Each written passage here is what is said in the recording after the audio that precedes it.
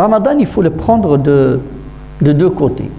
Premièrement, c'est comme une école, une université, je dis même une formation intensive qui est sanctionnée par un diplôme.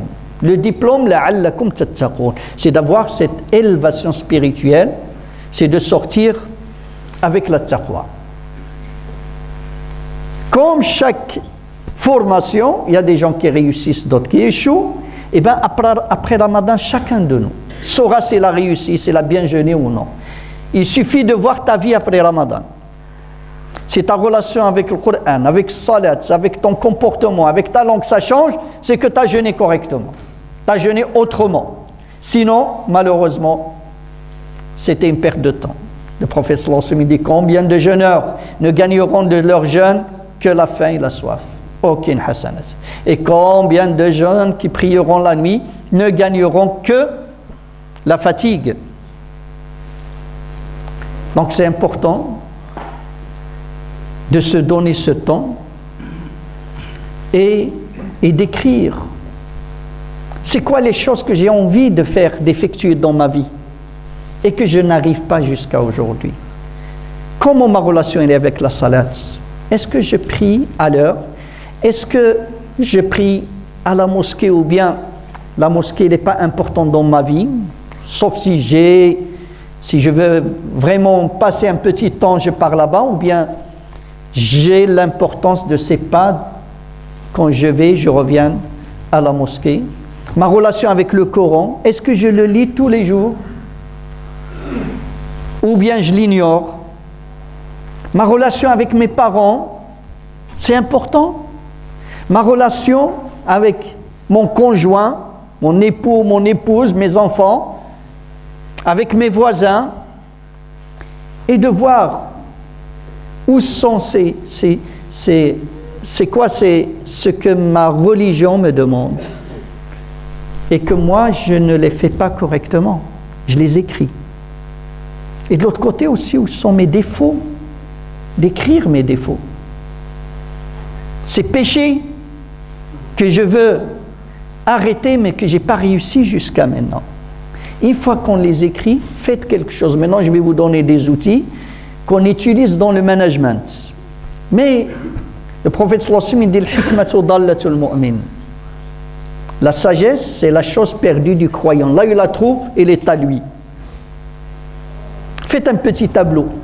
Petit tableau avec 4 cases. L'une, tu écris urgent et important. L'autre, tu écris urgent mais pas important. Pas urgent mais important. Ni urgent ni important. Ni urgent ni important, ça tu t'occupes pas pendant le Ramadan. Et bien par les choses que je n'ai pas réussi à les avoir dès maintenant, je me pose la question de ce que j'ai écrit, c'est quoi vraiment qui est urgent que je change dans ma vie. Et je les écris. Donc je priorise. C'est important de comprendre l'importance des priorités. Ça c'est la science. Quand tu mélanges les priorités, tu t'occupes de ce qui n'est pas important et tu laisses tomber ce qui est important. Donc, c'est quoi qui me gâche ma vie? C'est quoi qui fait que ma vie est comme ça, que je n'arrive pas à m'épanouir spirituellement, j'ai des problèmes dans la maison? C'est quoi? Et Ramadan, c'est le moment. C'est peut-être, si je fume, c'est le moment d'arrêter de fumer. Si je fais n'importe quel péché, c'est l'occasion. Puis après, je choisis des objectifs. Vous savez, c'est quoi un objectif?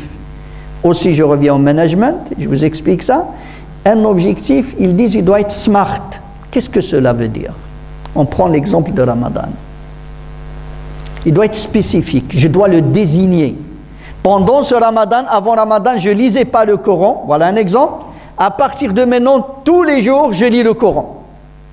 Donc, j'ai spécifié, j'ai identifié sur quoi je vais travailler. Parce que quand tu l'identifies, il y a une chose fondamentale pour atteindre ces objectifs, c'est dua. Et quand tu ne sais pas, qu'est-ce que tu vas demander à Allah? Eh bien, ton dua ne sera pas fort. C'est important de l'identifier et dans tous nos duas, tous nos efforts, pendant tout le mois, on va travailler sur ces objectifs.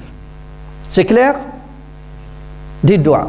Ya Allah, Allahumma ij'al al-Qur'an rabi'a qalbi. Ya Allah, fais que je sois, qui ne passe pas jamais dans ma vie un jour sans lire le Coran, ou sans faire ma salat à l'heure, ou, ila akhirih. J'identifiais le sujet. Ou bien j'identifiais le péché. On donne l'exemple, je ne sais pas. Défaut de langue, mensonge, médisance. Ya Allah, éloigne-moi ce péché. Puis pendant Ramadan, je ne le fais pas, je fais un sevrage. Je m'éloigne des gens. S'il y a un risque quand je suis avec cette personne, je risque de glisser avec ma langue, je m'éloigne de lui pendant Ramadan. Dans un endroit, je ne pars pas dans cet endroit. Ça c'est le S. Smart, c'est S-M-R-A-R-T-E. Le M, il te dit l'objectif doit être mesurable. Qu'est-ce que ça veut dire mesurable? Ça veut dire après 3-4 jours de Ramadan, je dois avoir des critères, je dois savoir si vraiment je suis en train de me débarrasser de ce péché, je suis en train d'acquérir cette qualité que je veux avoir ou non. Et j'ajuste. A, il doit être ambitieux et atteignable. Qu'est-ce que ça veut dire ambitieux? Eh bien ambitieux, par exemple, écoute, si toi tu lis tous les jours, tu as l'habitude de lire le Coran. Prends l'exemple du Coran. Tous les jours tu lis un hizb, le Coran. Et tu dis, Inch'Allah, ma détermination pendant Ramadan, je vais lire un hizb par jour. Ben non, c'est pas ambitieux. Tu dois rajouter un peu. L'objectif doit être quelque chose de motivant. Et partout. Je vous donne un exemple pour comprendre qu'est-ce que ça veut dire ambitieux. Un objectif doit être ambitieux, ce que vous devez choisir. Et le R, c'est réaliste, réalisable. C'est pour cela les plans de Ramadan tout près ne sont pas bons, parce qu'ils ne sont pas réalisables. Quelqu'un qui ne lit jamais le Coran, tu lui dis, ben écoute, pendant Ramadan, tu vas lire 4 hizb tous les jours. Eh bien non. Il peut les lire une fois, 2 fois, puis il va arrêter, il ne va plus rien, il va faire plus rien. C'est ce qui se passe. Vous ne voyez pas les gens pendant la première 3-4 jours de Ramadan, masha'Allah, puis après, il n'y a plus rien. Et oui, parce que même avec ton œuvre, tu dois être diplomate, tu dois être sage. Par contre, tu peux faire une autre stratégie. Tu vas dire, pendant Ramadan, je vais faire le max d'adoration, mais après Ramadan, il y a un minimum. Voilà, je vais lire ce qui est réalisable.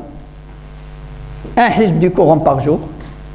Parce que mon objectif, c'était de me booster en spiritualité. Qu'est-ce qui nous reste? Ergunna, réaliste. Le T, ça veut dire l'objectif doit être inscrit dans le temps. C'est ce qu'ils disent dans le management. Moi, je dis rajouter le E, il est important. Smart, c'est écrit. Tout ce qui est dans ta tête, c'est que du vent. Si tu ne les écris pas, ça ne va pas t'aider à les avoir. Donc j'écris, j'ai identifié, pas trop, 2 ou 3 objectifs et je travaille dessus. Tout le mois. Premièrement, des doigts dans toute ma salat. Et je m'y tiens, normalement, Inch'Allah. Après quelques jours, qu'est-ce qui va se passer? Bi'idnillah, ça va devenir une habitude pour moi. Ça, c'est quelque chose que normalement, si on... La dernière fois, il y avait un séminaire, il y a des frères qui sont venus, on peut travailler sur ça veut dire on peut donner le temps pour le faire et de sortir avec un plan, mais c'est important, alhamdoulilah, de le faire chez vous, Inch'Allah, et de sortir, l'essentiel de sortir avec quelque chose. Quand tu as des objectifs, certainement tu vas réussir, si tu ne réussis pas même à 100%, tu vas réussir à 80%, etc. Donc, Ikhwani, Akhawati, j'espère que cette année, et qu'on va jeûner autrement, qu'on va jeûner réellement. Et quand on jeûne, ya ikhwani, il ne faut pas oublier le jeûne, on a dit, c'est aussi pour penser quand j'ai faim, quand j'ai soif. Premièrement, ce n'est pas une fatalité. Le prophète sallallahu alayhi wa sallam dit, Ma yusibul mu'mina min wasabin wala nasabin, tout ce qui touche le croyant, quelle que soit une maladie, une souffrance, une fatigue, une agression de quelqu'un, jusqu'à ce qu'une épine qui le pique, sans qu'Allah ne le soulage de ses péchés. Donc j'ai faim, j'ai une petite migraine au début. Eh bien je pense que, alhamdoulilah, je suis en train de me débarrasser de mes péchés. Et je pense aussi à ces pauvres, à ces enfants de 10 ans, 11 ans, au lieu d'être à l'école, qui sont en Afrique, ils font 4-5 kilomètres pour chercher de l'eau. Pour dire, alhamdoulilah, pour ce bien de l'eau qu'on le trouve facilement, et pour mettre la main à la poche, pour aider. Ramadan, ya ikhwani.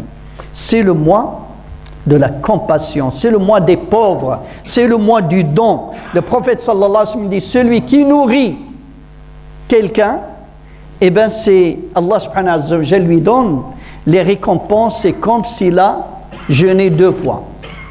Si tu nourris un pauvre, c'est comme si tu as jeûné 2 jours. Si tu nourris 2 pauvres, 2 jours. Ça veut dire que tu jeûnes, tu prends les récompenses de ton jeûne et du jeûneur à qui tu as donné à manger.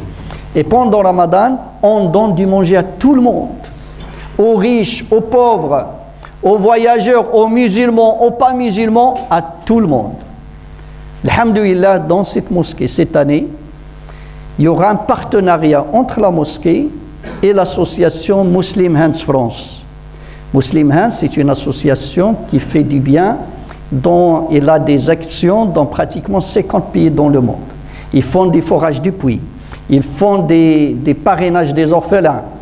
À partir du 15, il y aura Inch'Allah, dans notre mosquée, il va y avoir un conteneur et on va vous inviter à ramener du riz, d'acheter du riz et de le mettre dans son conteneur qui vont partir en Syrie aussi pour les réfugiés syriens qui ont faim là-bas. Ramadan, c'est le mois de l'action. Donc aussi, il y aura, parce que Muslim Hands, il fait ses efforts à l'extérieur de France, il fait même à l'intérieur pendant Ramadan, il fait ses partenariats avec les mosquées pour les iftars. Donc l'iftar de cette année, c'est mosquée qui va le faire pour tout le monde, Inch'Allah. Ben, juste il faut, alhamdoulilah, partager avec les gens qui n'ont pas, peut-être il a de l'argent, mais miskin, il n'a pas de famille. Ramadan, il faut que personne ne mange tout seul, même s'il a de l'argent. Personne ne doit manger tout seul chez lui à la maison. C'est le mois, aussi pendant l'iftar, qu'on doit se réunir dans la maison d'Allah subhanahu wa ta'ala. Sans une petite pensée aussi, parce que le prophète sallallahu alayhi wa sallam, il nous dit que l'exemple des musulmans, l'exemple des croyants comme un seul corps.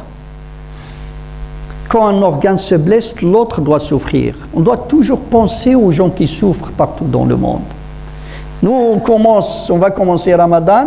Aujourd'hui, nos frères et Gaza, ils sont les bombes. Il y a des morts, et on doit prendre ce souci, c'est important, et de faire des du'as pour tous les misérables, pour tous ceux qui souffrent d'injustice dans le monde.